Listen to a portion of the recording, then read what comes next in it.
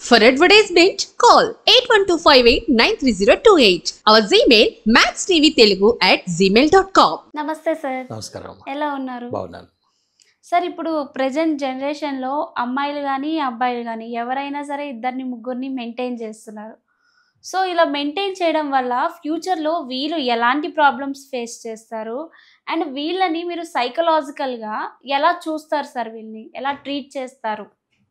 అవునండి, మీరు చెప్పినట్టుగా మన సమాజంలో చూస్తే ఈ boyfriends, girlfriends trend చాలా ఎక్కువ అవుతుందండి. అవును.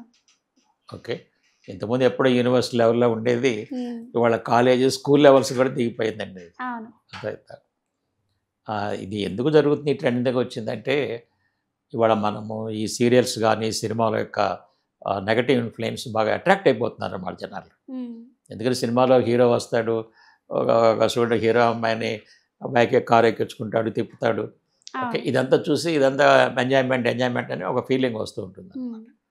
అట్లనే వాళ్ళ సోషల్ మీడియాలో కూడా చాలా దీనివల్ల కూడా జనాలు అట్రాక్ట్ అవుతున్నారు అన్నమాట. హ్మ్. ఓకే. అంటే ఏమవుతుందంటే, ప్రతి వాళ్ళకి లైఫ్ అంటే ఎంజాయ్ చేయాలని, స్టూడెంట్స్ దగ్గర నుంచి ఎంజాయ్ చేయాలన్న ఆలోచన మైండ్లో పడుతుందండి. హ్మ్. ఒక స్టూడెంట్ ఉన్నాడు, అతను కాలేజీలో కానీ యూనివర్సిటీకి వెళ్ళింది నాలెడ్జ్ గెయిన్ చేసి క్వాలిఫికేషన్ గెయిన్ చేయడానికి, అవునా కదా చెప్పండి. అవును. మరి అప్పుడు ఎంజాయ్మెంట్ అంటే ఎట్లా కుదరదు కదా అది. హ్మ్. ఓకే. అట్లా ఎందుకు వస్తుందంటే, వీళ్ళ పేరెంట్స్ పెంచిన విధానంలోనే ప్రాబ్లం ఉందండి. హ్మ్. ఎలాగంటే వీళ్ళు పేరెంట్స్ వాళ్ళకి ఎటువంటి కష్టం రాకుండా అన్ని వాళ్ళు అమర్చేతలకి వాళ్ళకి ఇప్పుడు ఏంది ఈజీ హ్యాపీ లైఫ్కి అలవాటు పడ్డారండి. హ్మ్. మరి ఒక అబ్బాయికి అమ్మాయితో తిరగటం ఒక హ్యాపీ రిలీజ్, అట్లనే అమ్మాయికి అబ్బాయి తిరగటం హ్యాపీ. హ్మ్. అదే చదవాలంటే కష్టం కదా. అవును. అందుకని ఈ ట్రెండ్ బాయ్ ఫ్రెండ్స్, గర్ల్ ఫ్రెండ్స్కి ట్రెండ్కి అలవాటు అవుతున్నారండి. హ్మ్. ఇంకో సింపుల్ ఎగ్జాంపుల్ చూడండి. ఇప్పుడు కొంతమంది స్టూడెంట్స్ హాస్టల్లో ఉంటారు. హ్మ్. ఓకే. హాస్టల్లో ఒక అమ్మాయికి బాయ్ ఫ్రెండ్ ఉందనుకోండి. హ్మ్. బాయ్ ఫ్రెండ్ 6 o'clock వస్తాడు. ఈ అమ్మాయి రెడీ అయ్యి కిందకి వెళ్ళిపోతుంది. వీళ్ళంతా బైక్ కార్లో వెళ్ళి తిరిగి రాత్రి 12కి వస్తుంది. ఇప్పుడు ఈ అమ్మాయి ఎక్స్పీరియన్స్ మొత్తం వీళ్ళతో షేర్ చేస్తుంది కదా. మేము ఈ హోటల్కి వెళ్ళాము, అక్కడ తిన్నాము, లేదా సినిమాకి వెళ్ళాము, we have a good time అని ఇవన్నీ చెప్తూ ఉంటుంది అనమాట. హ్మ్. ఇప్పుడు ఈ బాయ్ ఫ్రెండ్స్ లేని అమ్మాయికి ఏమనిపించుద్ది, అరే మనం లైఫ్ చాలా మిస్ అయిపోతున్నాం కదా, అవునా కదా హ్మ్. అని చెప్పేసి ఈ అమ్మాయి కూడా మెల్లమెల్లగా ఆ ట్రాక్లోకి వెళ్ళి ఇట్లా అందరికీ డెవలప్ అయిపోతుంది. హ్మ్. ఇప్పుడు స్కూల్ లెవెల్లో even 10th class, 9th class, 7th class వరకు కూడా ఇప్పుడు బాయ్ ఫ్రెండ్ కావాలి, గర్ల్ ఫ్రెండ్ అవును. కావాలన్నటువంటి ఆ ట్రెండ్ డెవలప్ అయిందండి. హ్మ్. చాలామందికి తెలియాల్సింది ఏంటంటే, వీళ్ళు దీంట్లో ఉంది ఓన్లీ తాత్కాలికమైన ఆనందం, హ్మ్. టెంపరరీ హ్యాపీనెస్ అంటామండి. దీనివల్ల చాలా చిక్కులు వస్తాయండి ఫ్యూచర్లో. అవును. అవి ఎలాగో చూడండి. ఇప్పుడు ఒక అమ్మాయి ఉందండి. హ్మ్. ఈ అమ్మాయికి ఓవర్ ఏ పీరియడ్ ఆఫ్ 5 yearsలో ముగ్గురు బాయ్ ఫ్రెండ్స్. హ్మ్. ఫస్ట్ బాయ్ ఫ్రెండ్ ఒక 2 years, హ్మ్. సెకండ్ బాయ్ ఫ్రెండ్ ఒక 1 year, థర్డ్ బాయ్ ఫ్రెండ్ ఒక 2 years అనుకోండి. ఈ కొన్ని విషయాల్లో ఏమవుతుందంటే, ఈ పేరెంట్స్కి తెలియదు ఈ అమ్మాయికి ఎంతమంది బాయ్ ఫ్రెండ్స్ అంత తెలియదు. అవును. ఎక్కడో ఒక చోట వచ్చింది. మరి పేరెంట్స్ ఏమన్నా సంబంధాలు చూస్తారు, ఈ అమ్మాయి చెప్పదు ఇట్లా బాయ్ ఫ్రెండ్స్ ఉన్నా చేసుకుంటా అని చెప్పేసి. సరే, వాళ్ళు ఏదో వేరే సంబంధం చూశారు. ఈ అమ్మాయి మరి ఇవన్నీ చెప్పలేక మరి వీళ్ళు కరెక్ట్గా మ్యాచ్ గారని తెలిసి మ్యారేజ్ చేసేసుకుంటుంది. పేరెంట్స్ చూసిన వాళ్ళు చేసేసుకుంది. హ్మ్. ఇప్పుడు మ్యారేజ్ చేసుకున్న తర్వాత ఇప్పుడు ఈ అమ్మాయిలో ఏమవుతుంది, ఈ ముగ్గురు బాయ్ ఫ్రెండ్స్ ఎవరైతే ఈ అమ్మాయి తిరిగిందో హ్మ్. వాళ్ళ రికార్డు మొత్తం ఇక్కడ ఉంటుందండి. హ్మ్. ఇప్పుడు హస్బెండ్తో కలిసి ఒక పార్క్ వెళ్ళింది అనుకోండి. మరి ఇంతకుముందు ఈ అమ్మాయి న్యూట్రల్గా ముగ్గురితో పార్క్ వెళ్ళింది కదా, హ్మ్. ఆ పార్క్ వెళ్ళిన రికార్డు రీప్లే అవుద్దండి. హ్మ్. ఇప్పుడు ఈ హస్బెండ్ ఎలా బిహేవ్ చేస్తున్నాడు, వాళ్ళు ఎలా బిహేవ్ చేశారు అన్నది గుర్తుకొచ్చి, సపోజ్ ఇతని బిహేవియర్ కరెక్ట్గా లేదనుకోండి, హ్మ్. మైండ్లో కాన్ఫ్లిక్ట్ వచ్చేస్తుంది అనమాట. ఓకే. నేను వాళ్ళని చేసుకుంటే బాగుండేది కదా, హ్మ్. ఓకే, అనవసరంగా ఇతను చేసుకున్నానండి. ఇంకా కొన్ని సందర్భాలు ఇది కాకపోతే ఇంకోటి ఏమొచ్చుద్దంటే, సపోజ్ ఈ అమ్మాయి ముగ్గురు బాయ్ ఫ్రెండ్స్ ఉన్నారు కదా, ఈ అమ్మాయికి ఇప్పుడు డౌట్ అనమాట, మరి ఈయన కూడా ఎవరైనా గర్ల్ ఫ్రెండ్స్ ఉన్నారు అంత లైఫ్లో. హ్మ్. సపోజ్ ఈ అబ్బాయికి ఆల్రెడీ గర్ల్ ఫ్రెండ్స్ ఉన్నారనుకోండి, హ్మ్. ఈ అమ్మాయికి ఎవరైనా ఉండొచ్చా అన్నటువంటి డౌట్, అనుమానం స్టార్ట్ అవుద్ది అనమాట. హ్మ్. ఇది ఫ్యామిలీ లైఫ్లో డిస్టర్బెన్స్ క్రియేట్ చేస్తుందండి. హ్మ్. తర్వాత ఇంకోటి ఏంటంటే, ఈ అమ్మాయిలకైనా అబ్బాయిలకైనా ఎప్పుడైతే బాయ్ ఫ్రెండ్స్, గర్ల్ ఫ్రెండ్స్ ఉంటారో, వీళ్ళకి వేరే వాళ్ళతో కనుక మ్యారేజ్ అయితే, అంతకుముందు బాయ్ ఫ్రెండ్ ఈ అమ్మాయికి ఎట్లయినా ఫోన్ నెంబర్ పట్టుకొని ఈ అమ్మాయికి ఫోన్ చేయాలని ప్రయత్నం చేస్తాడండి. అవును. ఈ అమ్మాయి అమెరికా వెళ్ళిన వేరే దేశంలో కూడా పట్టుకొని మళ్ళీ ఫోన్లు చేయటం మొదలు పెడతాడండి.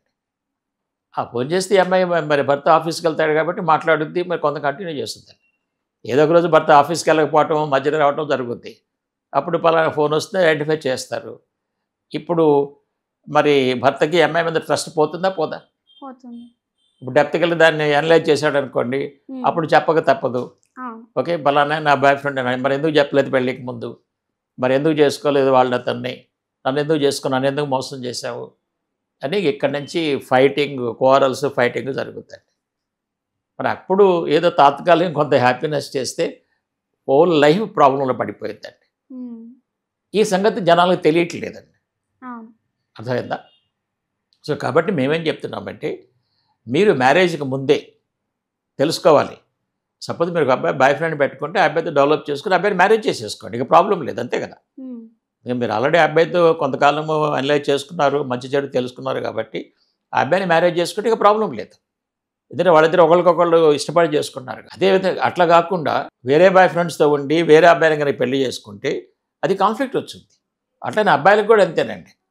పెళ్ళికి ముందు 2-3 అమ్మాయిలతో ఫ్రెండ్షిప్లు చేసి వీళ్ళ ముగ్గురిని కాదని చెప్పేసి ఒక కొత్త అమ్మాయిని చేసుకున్నాడు అనుకోండి, ఇతనికి ఆ అమ్మాయి మీద అనుమానాలు మొదలవుతుంటాయి. లేదా ఆ అమ్మాయి ఇతన్ని చెక్ చేయాలని ప్రయత్నం చేస్తూ ఉంటుంది. అందుకని ఈ మధ్య ఈ లవ్ మ్యారేజ్ అయినా మామూలు మ్యారేజ్ అయినా కూడా ఈ స్మార్ట్ ఫోన్లు వైఫ్ బాత్రూమ్కి వెళ్తే హస్బెండ్ ఆ అమ్మాయి ఫోన్ చెక్ చేయటము, ఓకే, లేదా హస్బెండ్ బాత్రూమ్కి వెళ్తే అమ్మాయి ఫోన్ చెక్ చేయటము, ఏదో ఒకటి ఫైండ్ అవుట్ చేసి ప్రాబ్లంలో పడుతుంది. కాబట్టి మనం తెలుసుకోవాల్సింది ఏంటంటే వీటిని మీరు దాచిపెట్టలేరు.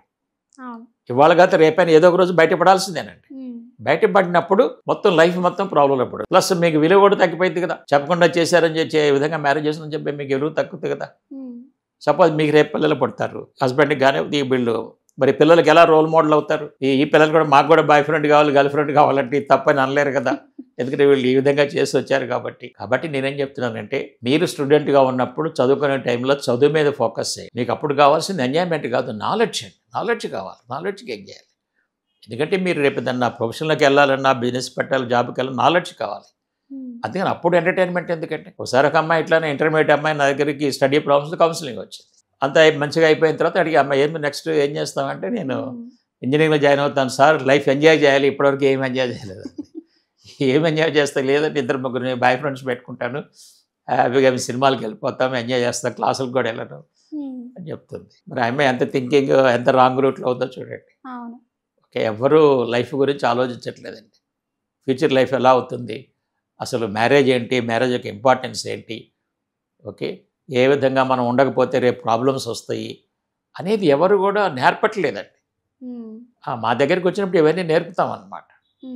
సో ఎప్పుడైతే అసలు మ్యారేజ్ ఇంపార్టెన్స్ ఏంటి, మరి వైఫ్ రోల్ ఏంటి, హస్బెండ్ రోల్ ఏంటి, ఎలా బిహేవ్ చేయాలి, మరి వైఫ్ భర్తను ఎలా చూసుకోవాలి, హస్బెండ్ భార్యను ఎలా చూసుకోవాలి, ఇవన్నీ చక్కగా నేర్పి వాళ్ళకి ఒక హ్యాపీ ఫ్యామిలీ వచ్చి నేర్పుతుంటాం అన్నమాట. కాబట్టి ఇప్పటికైనా యూత్ తెలుసుకోవాల్సింది ఏంటంటే, ఈ తాత్కాలిక ఆనందానికి పోయి మీ విలువైన జీవితాన్ని నష్టం పంచుకోవద్దు, ప్రాబ్లమ్స్ కొని తెచ్చుకోవద్దు అని చెప్తున్నాము. ఎగ్జాక్ట్లీ, చాలా బాగా చెప్పారు sir. Thank you so much. Okay, thank you.